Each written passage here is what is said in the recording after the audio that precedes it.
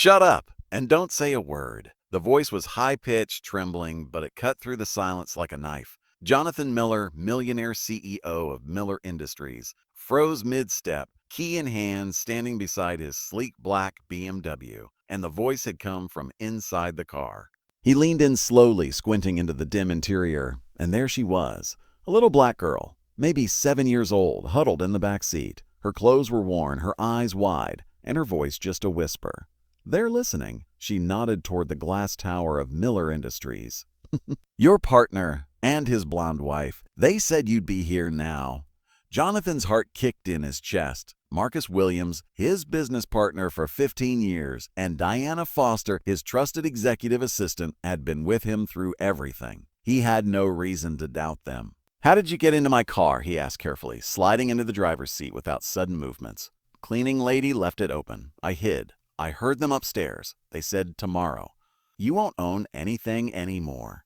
Jonathan felt the air go cold. Tomorrow was the biggest day of his career. A $400 million merger with Japanese investors. A deal Marcus and Diana had been handling for weeks. "What else did you hear?" Jonathan asked, pretending to check his phone while scanning the 10th floor windows. "That you're stupid. That you'll sign papers without reading them. And that the day after tomorrow, you'll be looking for a new job." Jasmine's little hands clutched her knees tighter. "They said other bad things, but my grandma told me not to repeat those." Jonathan felt anger rise, but also something unexpected. Pride. This child had no reason to care, and yet here she was warning him. "What's your name?" "Jasmine, and you're Jonathan Miller. They said your name 1,000 times." Her next question hit him harder than he expected. "Are you going to call the police on me?" For the first time in weeks, Jonathan actually smiled. "No, Jasmine, you may have just saved everything I've built." Through the rear-view mirror, he saw the lights in the building flick off one by one. Marcus and Diana were probably on their way down now, confident that tomorrow would be Jonathan's downfall. But they didn't know that tonight a street kid had just given him something worth more than money: time. And Jonathan Miller was going to use every second of it. Did they say anything else? Jonathan asked. Jasmine kept her voice low. The blonde woman said, "You trust them like an obedient little dog." Her lips curled in disgust. "And that tomorrow, you'll find out that little dogs sometimes bite their owners." The casual cruelty in those words hit Jonathan like a punch to the gut.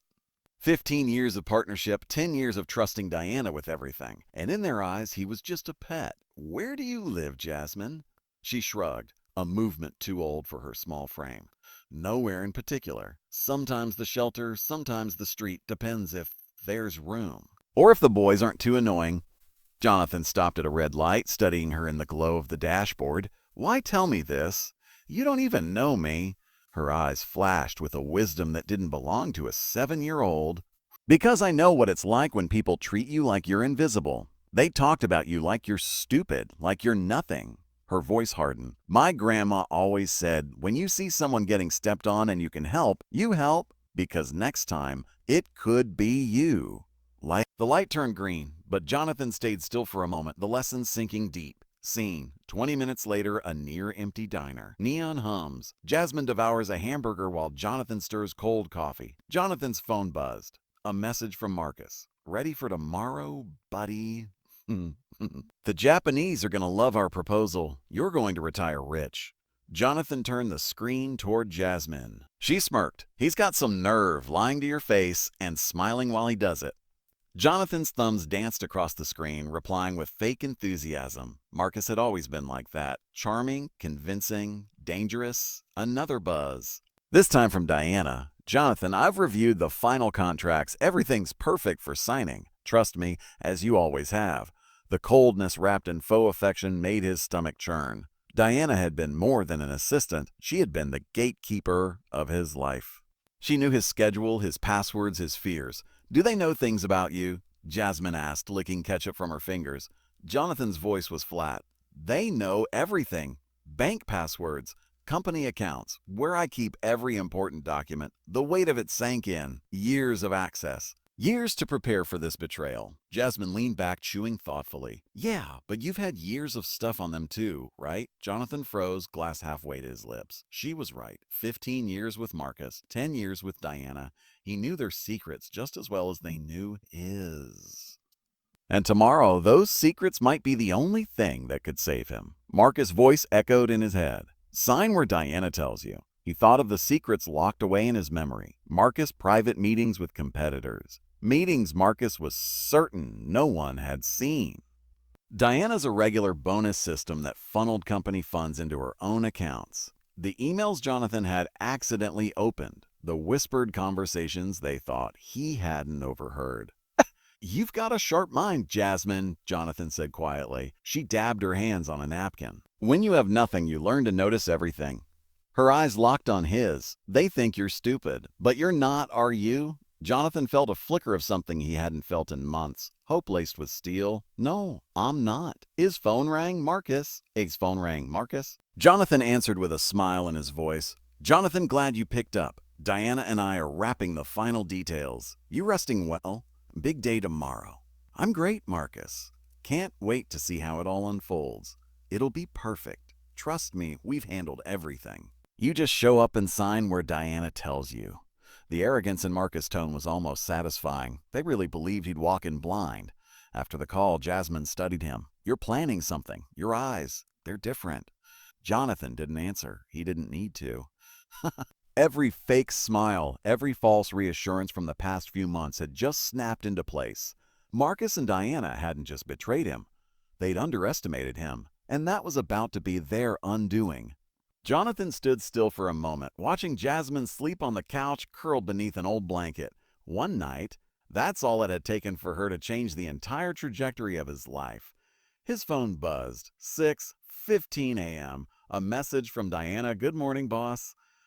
I've been at the office since 5, getting everything ready. The Japanese arrive at 2.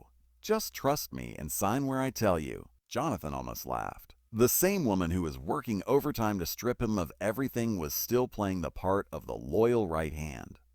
You're planning something, Jasmine murmured, waking and stretching. Your eyes are like when my grandma knew someone was lying.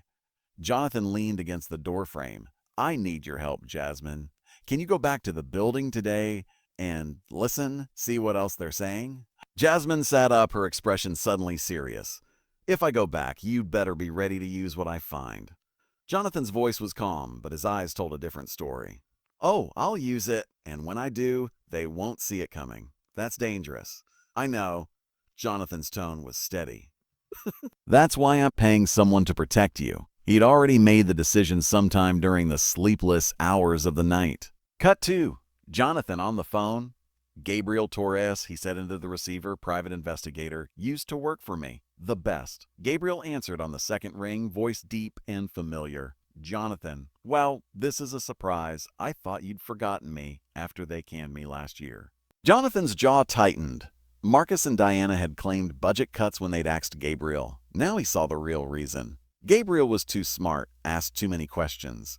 Gabriel, I need you to know, that wasn't my decision. A pause. Then a short, dry laugh. I figured. Marcus never liked people digging too deep. What's the job? Gabriel sat across from Jasmine, eyes scanning her with a mix of respect and disbelief.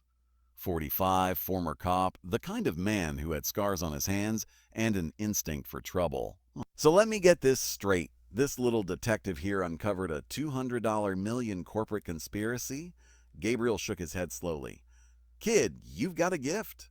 Jasmine just grinned. My grandma always said, when you have nothing, you listen to everything. Gabriel pulled a tablet from his bag, unlocking it with quick, precise movements. Jonathan, while your junior detective here was saving your company, I was doing my own digging. I never liked how I was fired. The screen filled with spreadsheets, contracts, account logs. Marcus and Diana aren't just stabbing you in the back, they're thieves, and I've got the proof. Transfers to fake companies, shell corporations, clients that didn't exist. Over 2 years, they drained more than $5 million from the business. This merger with the Japanese? Gabriel continued. It's not about expansion, it's money laundering. They need your signature to retroactively legitimize all those transfers. Once you sign, you're gone, and everything looks clean. Jonathan's fists curled. They stole from the company I built with my own hands. They used my trust to bankroll their corruption. Jasmine leaned forward, eyes gleaming. Now it gets interesting. They think you're stupid, but you've got an investigator and a smart girl, and they have no idea what's coming. Jonathan's phone rang. Marcus? Of course. Jonathan put it on speaker. Partner! Marcus' voice oozed fake warmth. Hope you slept well. Diana and I have been here since early, finalizing every detail. The Japanese are going to be blown away by how organized we are. Jonathan's lips curved into the faintest smile. Oh, Marcus, I'm sure they will be. Marcus looked up first, his grin wide and false. Jonathan, right on time, as always. Oh. Diana gave him a smile that could have cut glass. We've arranged everything so you won't have to think too hard. We know you've got a lot on your mind. Jonathan's gaze drifted over the table. Contracts in neat piles, 2 pens placed exactly parallel, coffee steaming in the corner. Every detail screamed control. Shall we begin? Marcus gestured to the head chair as if he owned it. Jonathan sat without hesitation, his movements calm, almost lazy. But inside, every nerve was alert. Gabriel's small earpiece in his right ear was silent for now.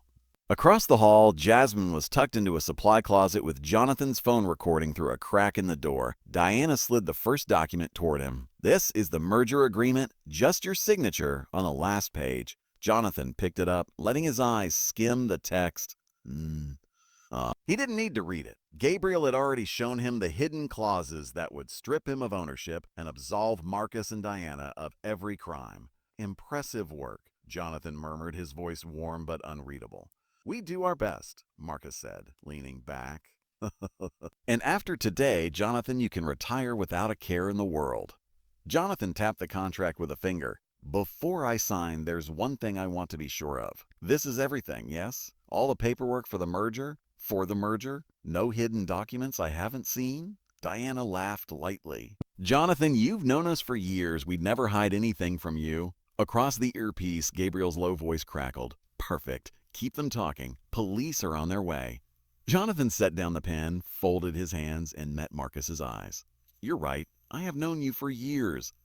And that's exactly why I wanted to make sure this moment is recorded for the history books. Marcus's smile faltered. Recorded, yes. Jonathan's voice was velvet and steel.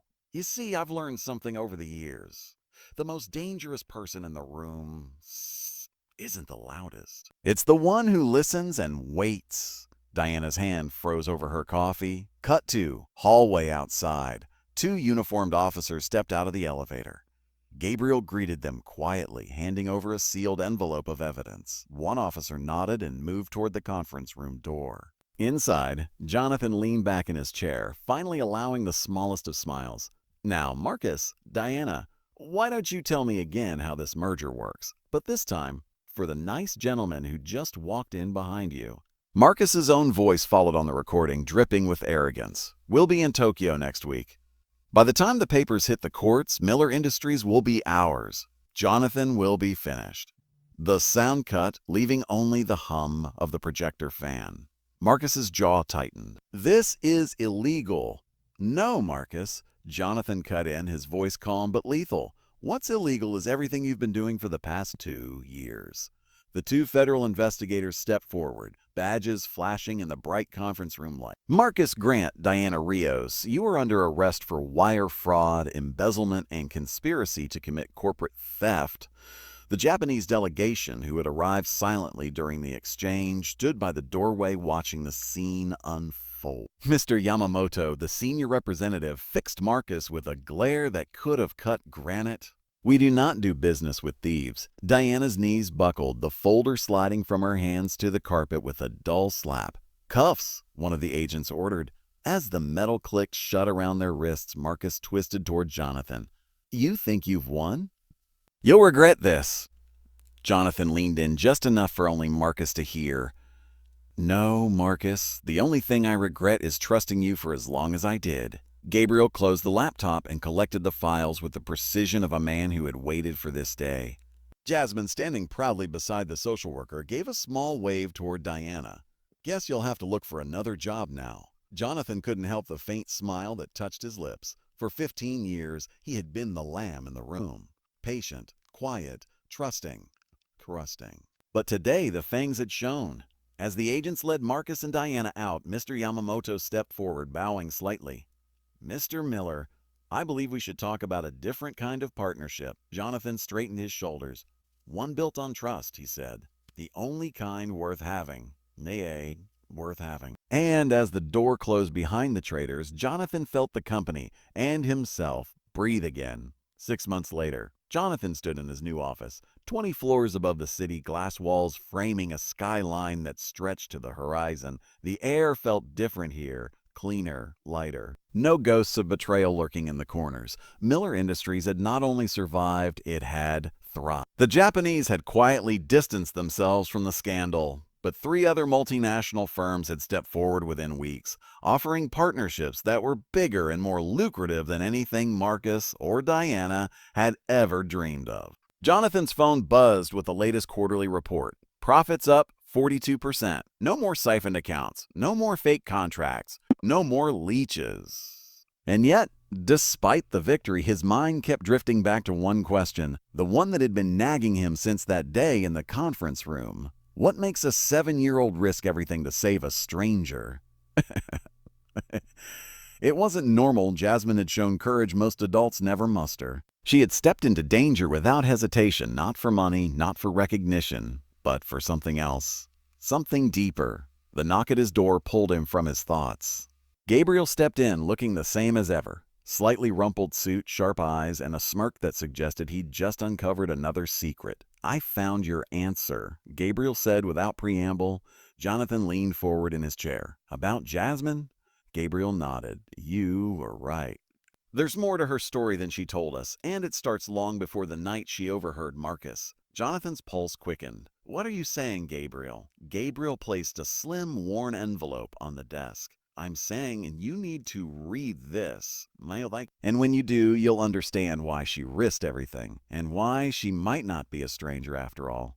Jonathan stared at the envelope, the city lights reflecting in his eyes. He'd thought the chapter with Marcus and Diana was closed. But as his fingers touched the paper, he realized something unsettling. The real story, the one that would change everything, was only just beginning. Miller Industries had grown by 40% since Marcus and Diana's arrest, stronger, leaner, free from the parasites that had bled it for years.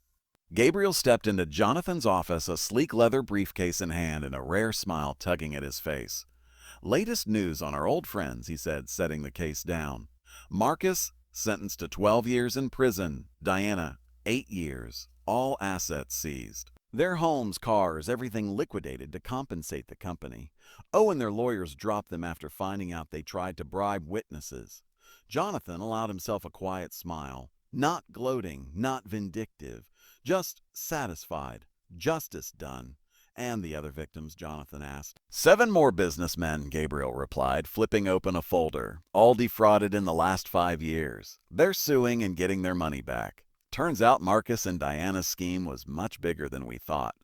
Before Jonathan could respond, the door burst open. Shut. Jasmine came running in, her uniform immaculate, her backpack bouncing against her shoulders, eyes alight with the same fierce intelligence as the night she had changed everything. "Mr. Jonathan, I got an A on my math test," she beamed, waving the paper like a trophy. Jonathan crouched down to meet her eye level. "Congratulations, Jasmine. I knew you could do it." Gabriel watched the exchange, shaking his head in disbelief. Still hard to believe a 7-year-old saved a $200 million company. Jonathan's expression softened. He pulled out a slim folder from his desk. "Actually, there's something you both need to know, something I found out a few weeks ago." Jasmine tilted her head.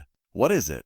Jonathan studied her carefully. "Do you remember your grandmother's name?" "Of course. Josephine Miller. Why? Why?" Gabriel's brows knit together. "Miller like—" Jonathan opened the folder, laying out old photographs, birth certificates, and yellowed genealogical records. "Josephine Miller was my cousin, my father's brother's daughter. Our families lost contact over 30 years ago." The room went silent. Jasmine's wide eyes darted between the documents in Jonathan's face, her mind catching up to the truth. Jonathan smiled gently. That means we're family, Jasmine. Real family. Your grandmother spoke about you often to the social workers. How smart, how brave you were. After that night in the conference room, I started digging, and all the pieces fell into place. Jasmine's lip trembled. Then, with no warning, she flung herself into his arms, clinging tight. Tears wet his shoulder. I knew it, she whispered. I knew you were different. I knew you were different. Grandma always said, family takes care of family. Jonathan closed his eyes, holding her as if anchoring her to the world. For years, betrayal had taken so much from him. But somehow, in the ruins, he had found something far more valuable. Or maybe it had found him. Gabriel cleared his throat, his voice softer than usual. So when she warned you about the conspiracy, it was family instinct? Jonathan nodded. Exactly. She didn't consciously know we were related, but something in her did. Some part of her recognized the connection. 3 months later, the adoption ceremony took place in the very same courthouse where Marcus and Diana had been convicted. Jasmine, now legally Jasmine Miller, wore a light blue dress and held Jonathan's hand as if it were the only safe place in the world. The judge smiled warmly as he signed the final papers. It's rare, he said, to see a story that begins with crime and ends with a family reunited. That night, in a cozy corner of a small restaurant, Jasmine studied Jonathan with the kind of serious gaze only children have. Dad, do you think Grandma knew this would happen? Jonathan paused, thinking of the strange way Jasmine had entered his life. At the exact moment he needed her. I think your grandmother knew more than we realize, he said softly. And I think she would be very proud to see how you saved our family. On the first anniversary of Marcus and Diana's arrest, 2 letters arrived in the same week. The first was from Marcus, a clumsy, hollow attempt to apologize, pretending it had all been a misunderstanding. The second was from Diana, blaming Marcus for everything, painting herself as a victim. Jonathan didn't finish reading either. He tore both into pieces and let them fall into the trash. They still don't get it, Jasmine said quietly, watching the scraps flutter down. It's not about forgiving or not forgiving. It's about moving on and being better. Jonathan looked at her, marveling again at the wisdom packed into such a small frame. 5 years later, Miller Industries was one of the 100 largest technology companies in the country, a powerhouse of innovation and integrity. Jonathan's office overlooked the skyline from 50 floors up. On his desk sat 2 photographs, one of his team and one of Jasmine, now a confident 12-year-old smiling in her school debate uniform. He had gained more than he'd lost. And though the scars of betrayal never truly faded, they were now outshone by something far greater. Family. Jonathan's vision had grown beyond the walls of Miller Industries. He launched a scholarship program for vulnerable children, providing education, housing, and mentorship to more than 200 kids every single year. At just 12 years old, Jasmine was the program's honorary president. She personally reviewed applications, visited the shelters, and mentored children who, like her, had once felt invisible to the world. During the program's anniversary dinner, she leaned toward Jonathan with a smile that was equal parts warmth and mischief. Do you know what the best day of my life was? Jonathan chuckled. What was it? The day I got in your car and decided to trust you. Because that day, I wasn't just saving your company. I was saving our family. Jonathan's eyes softened as he looked at the girl who had once been a stranger and was now his daughter. His pride, his joy, his legacy. Marcus and Diana had tried to tear down everything he had built. But in doing so, they had given him something priceless, the chance to discover that family isn't just blood. It's courage, it's loyalty, it's unconditional love. And he had learned something else. True revenge isn't destroying those who betray you. It's building something so strong, so beautiful, that their betrayal becomes nothing more than a forgotten footnote in the story of your success. Marcus and Diana had tried to steal his company. Instead, they gave him a daughter, a purpose, and proof that sometimes the universe sends exactly the right person into your life at exactly the right moment. Jonathan raised his glass as the audience applauded Jasmine's speech. In his heart, he knew the truth. This was more than a victory. It was the beginning of a legacy. If this story of family, justice, and second chances touched your heart, make sure to subscribe for more stories that remind us true victory isn't about defeating enemies, it's about finding the allies who've been there all along, just waiting for the right moment to reveal themselves.